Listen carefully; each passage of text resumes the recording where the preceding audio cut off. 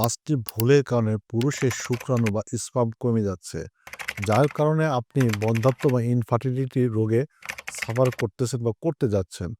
১ নম্বর কারণটা হচ্ছে আপনি ইচ্ছায় বা অনিচ্ছায় সবসময় টাইট আন্ডারওয়্যার বা শর্ট প্যান্ট সবসময় পরে থাকেন।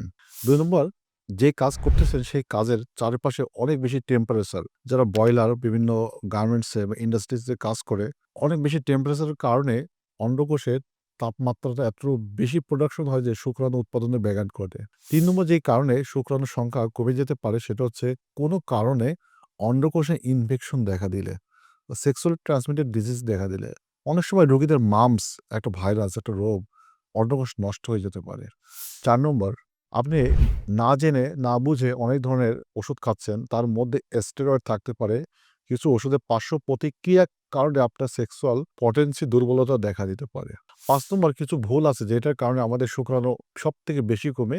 জাঙ্ক ফুড, ভেজাল ফুড বেশি খাওয়া, হেলদি লাইফস্টাইল ফলো না করা, অনেক বেশি রাত জাগা, ল্যাপটপ, মোবাইল বেশি ইউজ করা, অতিরিক্ত স্মোকিং, ধূমপানের কারণে শুক্রাণুর সংখ্যা কমে যায়। তাহলে আপনার করণীয় হচ্ছে এই ৫ টাকে রিমুভ করা। জিঙ্ক খেলে শুক্রাণুর সংখ্যা বাড়ে। টাটকা শাকসবজি, ফলমূল, আখরোট খেলে আপনার শুক্রাণুর সংখ্যা বেড়ে যাবে। আজকের ভিডিওটা এখানে শেষ করে বিদায় নিচ্ছি। আল্লাহ হাফেজ।